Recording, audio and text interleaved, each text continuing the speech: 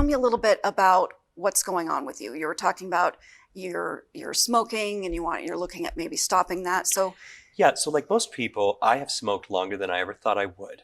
I picked it up when I was about 21, 22. And throughout those years, so for the last 13 years, I've always smoked to some degree. yeah, In the last year and a half, I quit drinking. So I've got 18 months, a few days, and a couple of hours and minutes. congratulations. Thank you. I told myself I would allow myself to do anything other than hard drugs and alcohol. So it would keep that open for me to not be so gripped. Right. Recently, I have started to notice the ramifications of smoking as much as I do. It's not, it's not an inordinate amount, but I think it's safe to say, if I compare myself to somebody who's a pack-a-day smoker, I'm probably on the lighter side of that. But it's still on a case-by-case basis. My case, I'm feeling the effects. I've recently had a little cold, not corona, negative, and it that has stopped me almost full turkey now. I would like to keep that going. Right.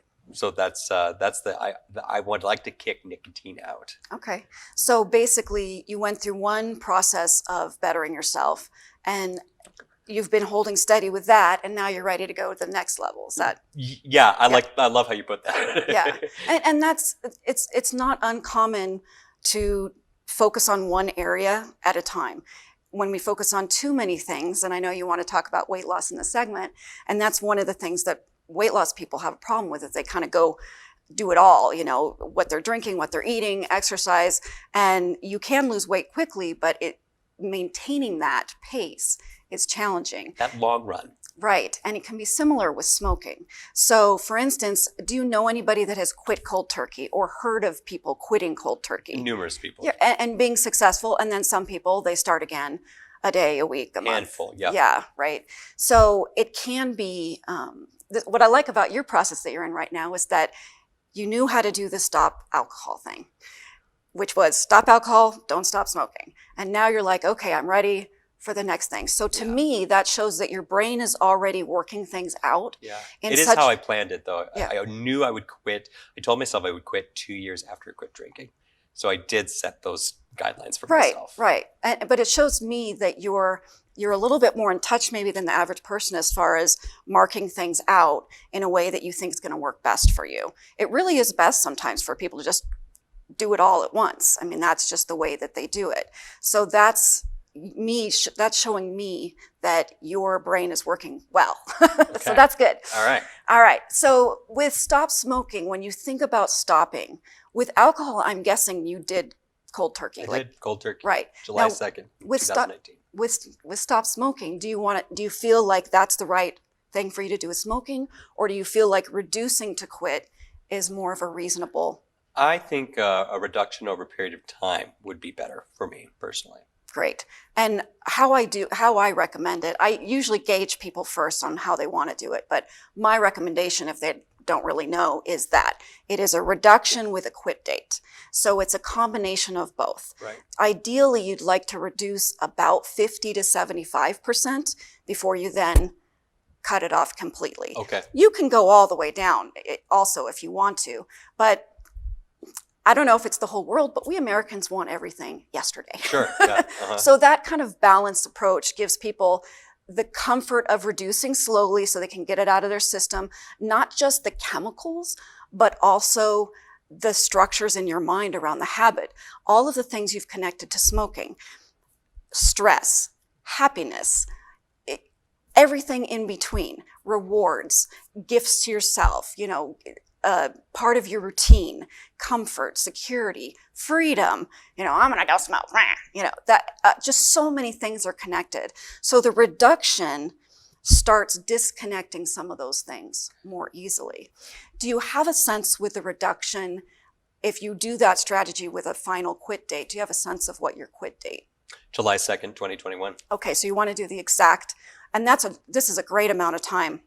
Yeah. Now, is it okay if it's that or something better?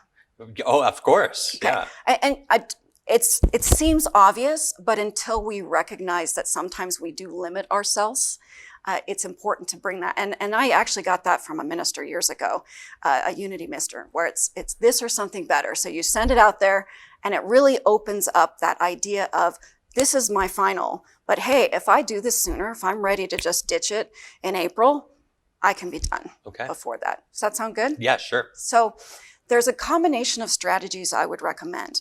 The first is, based on your target date, decide how much you're smoking now. Set it at a pack just to make it easier, because some days you do that or more. Some days, you may do less. And just start deciding week by week. Okay, this week I'm down to 18. Next week I'm down to 17.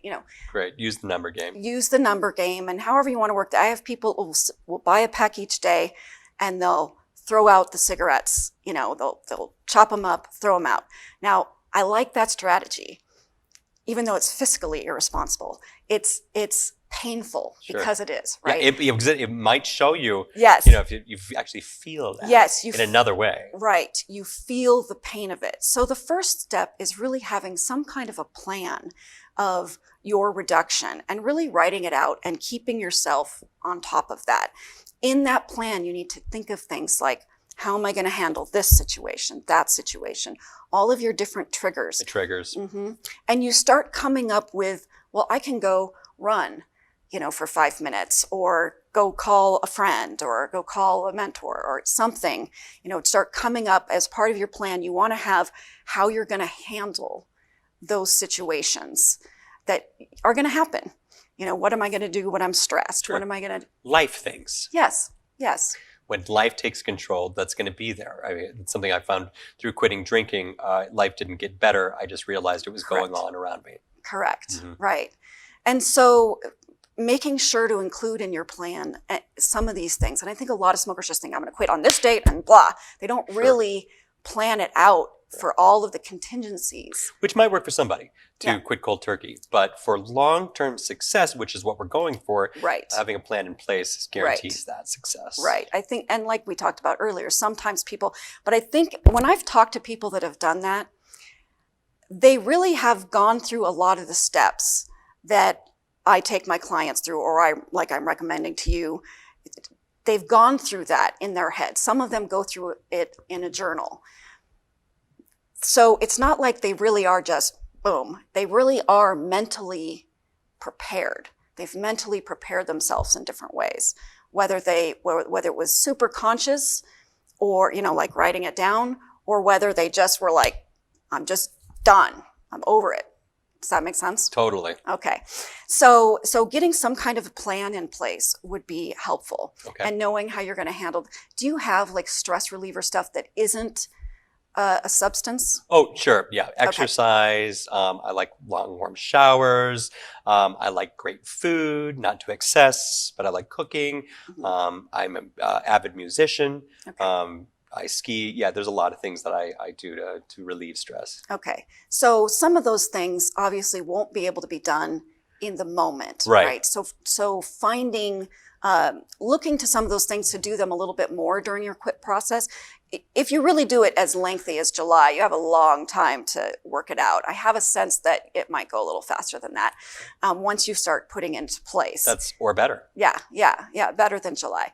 But coming up with some things that are, even deep breathing, physiologically we respond to that as humans, where we get more relaxed. Yeah. Deep breathing, I meditation. do the single nostril breathing. Yeah. Mm-hmm. I actually, not that I'm here to sell anything, I have a free audio on my website that's very relaxing. So even just listening to that for a few moments, because it's very meditative like. Yeah. Or if you have other meditation or those kinds of things that you want to do. Yeah, I listen to Belarus. You can do that for 5 or 10 minutes. And that's how long it takes to smoke a cigarette, is about 5 to 10 minutes. Right. So finding something that's quick that you can do. And exercise is great because you can just do jumping jacks for 5 minutes or whatever. Bang out some push-ups, you all got but it. But skiing, some of these other things are a little more challenging. Sounds like you're telling me that we just need to place an alternative for my substance use. It is one strategy. Sure. Like I said, I'm writing a book and I have 50 chapters of different ways in which you can do this. Much like quitting drinking, one size definitely does not fit all. Correct. It's an individual plan. Right. Okay, right. so the hypnosis part, how do we Right. get into that? I don't mean to rush you. That's okay. I'm so excited.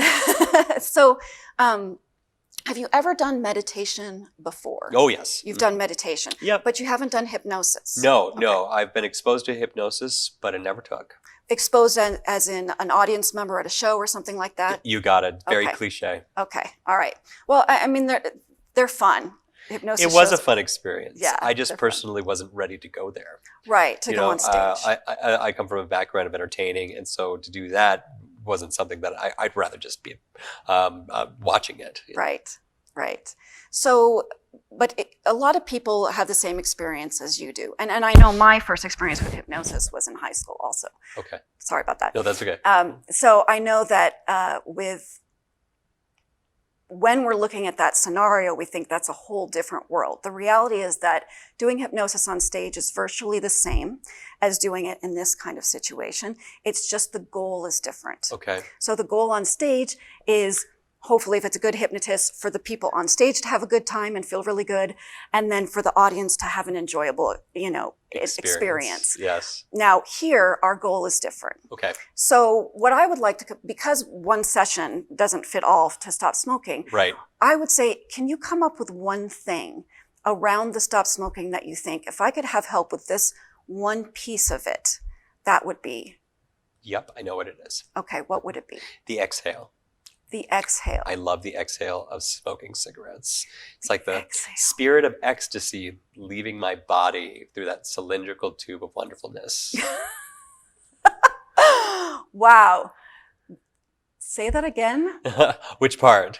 The whole phrase. Oh, this is why I usually take notes. I should have brought my note thing. No, it's okay. It's the exhale. Ecstasy. You know, it's when you. The spirit of ecstasy. So it's like the spirit of ecstasy. Yeah. On the exhale. On the exhale. From the cylindrical. Cylindrical of wonderfulness. Okay. All right. So close your eyes for a moment Okay. and just consider that phrase. There's a lot in that phrase, is there not? I summed up my whole passion of smoking right there and then.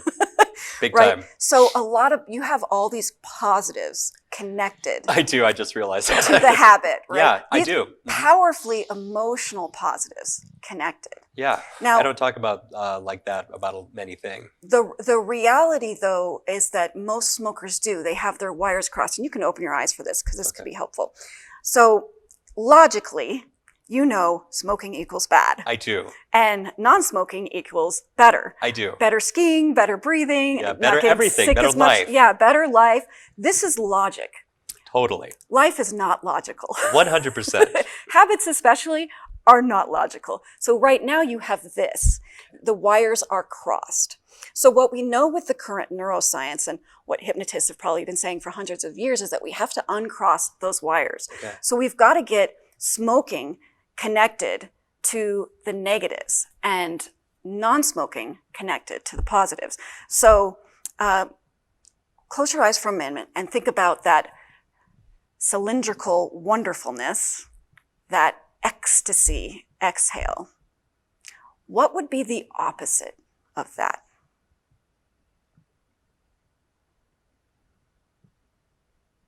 Yeah. So coughing from, that spirit of ecstasy leaving my body, not feeling relieved, because that happens sometimes. You get a, backdraft and you get a cough or a hiccup in there. Okay. The smell of that cylindrical tube in my fingers, I hate that. Mhm. I hate that. So open your eyes for a moment. Look right here. And then close your eyes.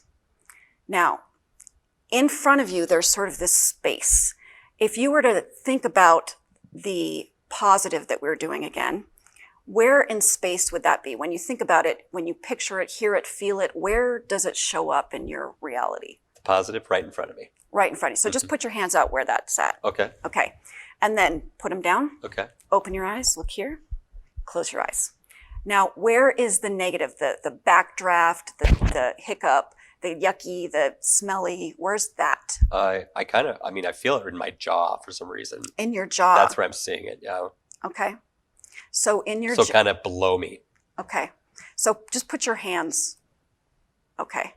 So notice how spatially those two things are in different spaces. Yeah, big time. Okay.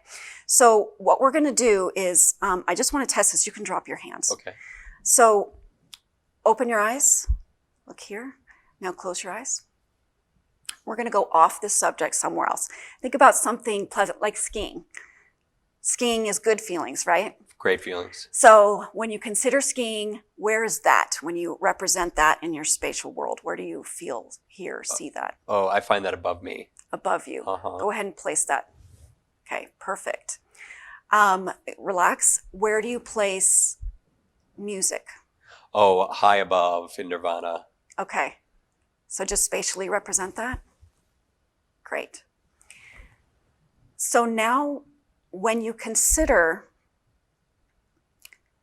being a non-smoker, when you think about that, when you feel it, when you consider it, where do you represent that? Where does that live? Because you were a non-smoker for 21, 22 years. Yeah, That's how you were born. So that's the real you. So this whole new you thing, I'm not really a fan of that. I really feel like new you really is more about becoming more authentic. Would you agree with that statement? Does that feel? That aligns with me. Yeah. So the real you actually is a non-smoker, and you kind of put on like a bad polyester pantsuit that you haven't taken off for a number of years, right? And so now it's like, okay, you want to shed that, because what happens when people go from smoking to non-smoking? Not from smoker to ex-smoker, but from smoker to non-smoker.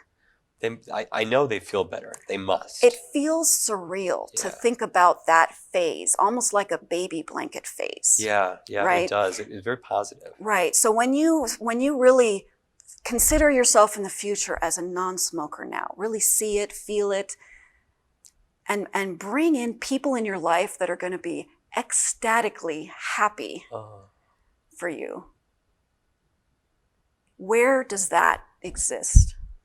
Man, I just see myself in a backyard surrounded by my loved ones, not being outside and not choosing to smoke, and it's wonderful. I see myself in a really good shape, physically, emotionally, mentally, spiritually. It really, when you said those words, like I got a light over my head. So put your hands wherever you're. Perfect. So it's up there around the skiing and the music. It's up in that realm, isn't it? Yeah, totally. Yeah. I feel it in like my crown chakra. And the smoking, it's like below. It's base level. It's heavy. Yeah. Yeah, it weighs me down. Yeah. Yeah. Well, imagine all the stuff that we talked about with the smoking and all the different places. Imagine if you could represent them as symbols, colors, sounds, feelings. Just somehow bring a representation to them in those areas.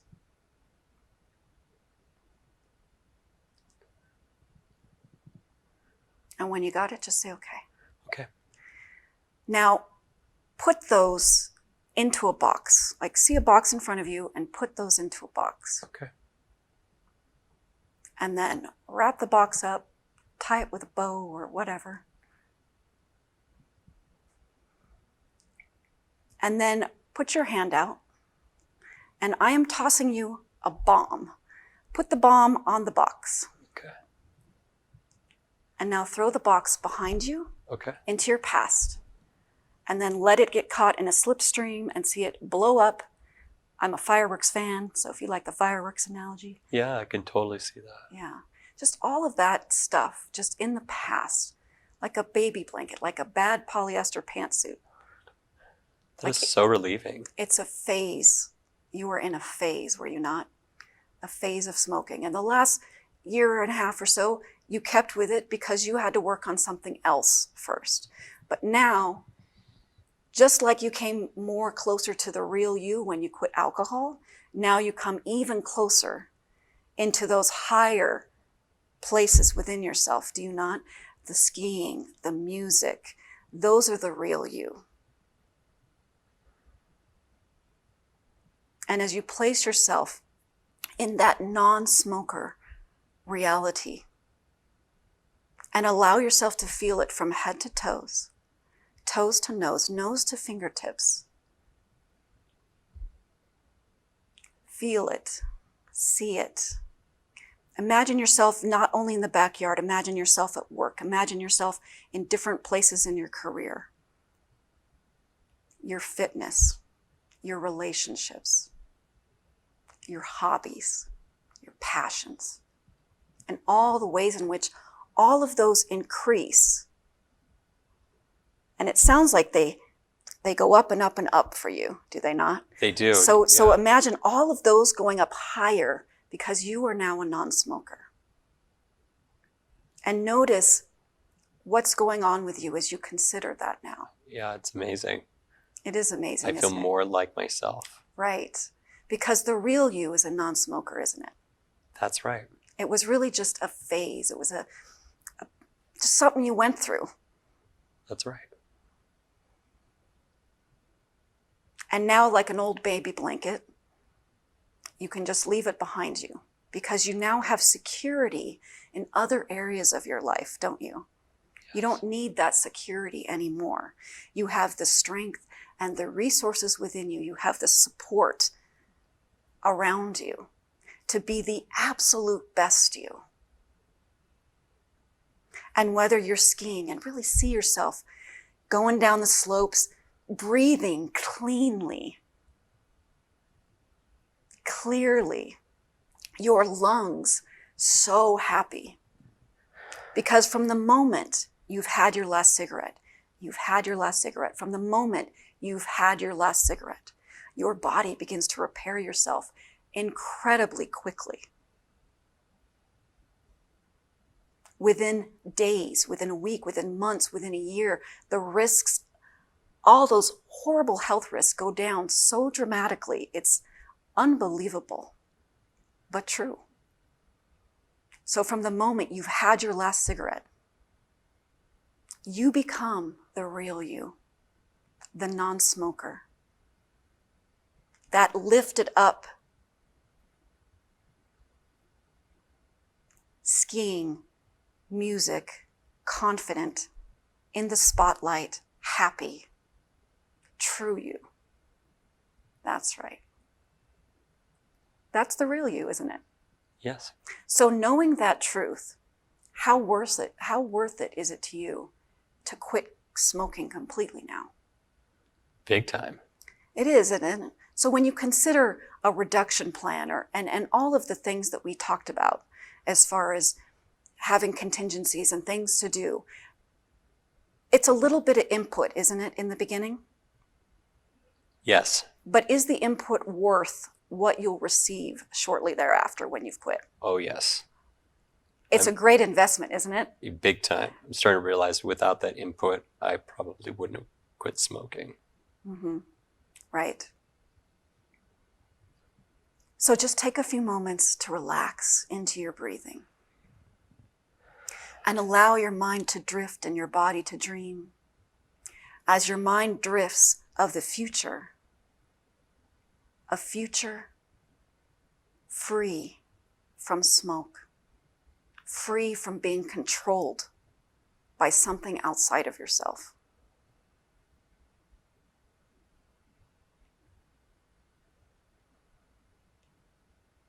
Free to go where you want, when you want. Be with the people you love. Free to be the best you.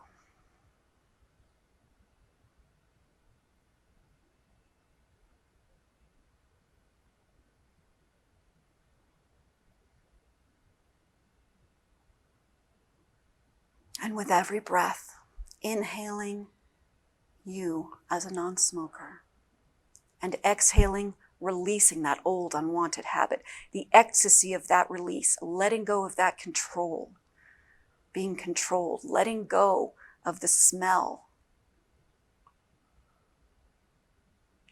Exhale with ecstasy because you can breathe cleanly, no backdraft, no hiccup. The ecstasy of the exhale being truly who you are created to be. Secure, confident, smoke-free, happy, healthy, connected.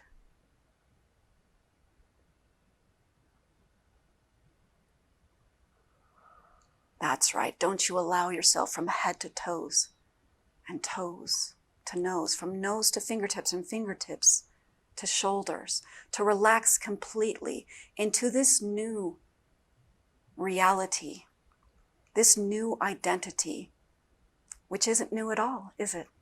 It's the real you, the true you, the blueprint upon which you were created as a non-smoker. Which means all of the processes, all of the planning, the pieces, every step seems easy and wonderful to get you where you want to go. Because I may not know you very well, but you strike me as a man that has clear vision of where he wants to go and has done certain things in your life because you were clear, because you set your sights.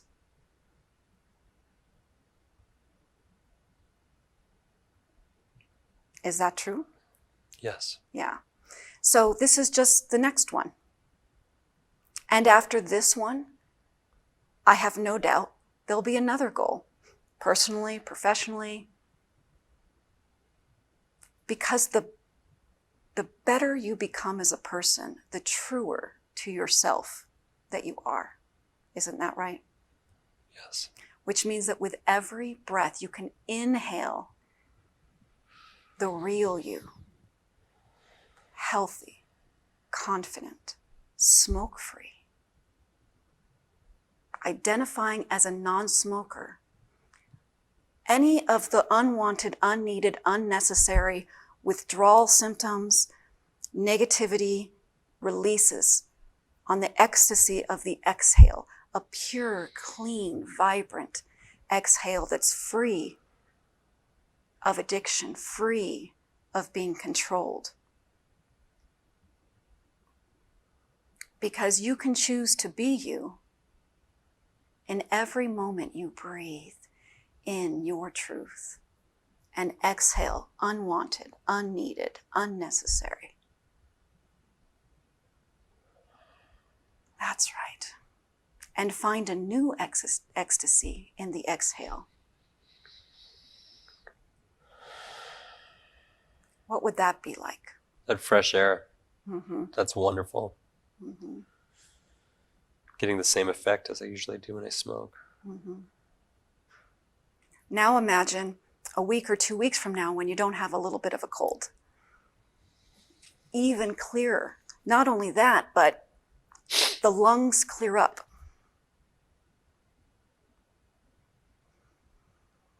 With each smoke-free inhale, your lungs heal. And your body comes back to health, healing. That's right, which means it reveals the true you, the real you, relaxed, confident, secure, able to set goals, make plans, and achieve them. Because the only limit is you, isn't it? Yes. And me, and all of us. That's all our limits, is ourselves. So as you begin to expand with every exhale, expand into the potential, expand into the possibility, and begin to care about yourself the way others care about you. Caring enough to leave that old unwanted habit behind. Just like you've done before with other old unwanted habits, haven't you? That's right. It seems that many people hit a point of crisis or a point of care, and then they make the change. And it doesn't really matter whether it's one of those or something other completely. But sometimes we need to make changes in our lives. And I don't know whether this change will happen easily now, or it'll happen quickly. Whether you choose the easy road or the quick road is entirely up to you. But I do know that the ecstasy of that exhale, the pure, clean breath, will lead you to the wonderful reality of you as a non-smoker.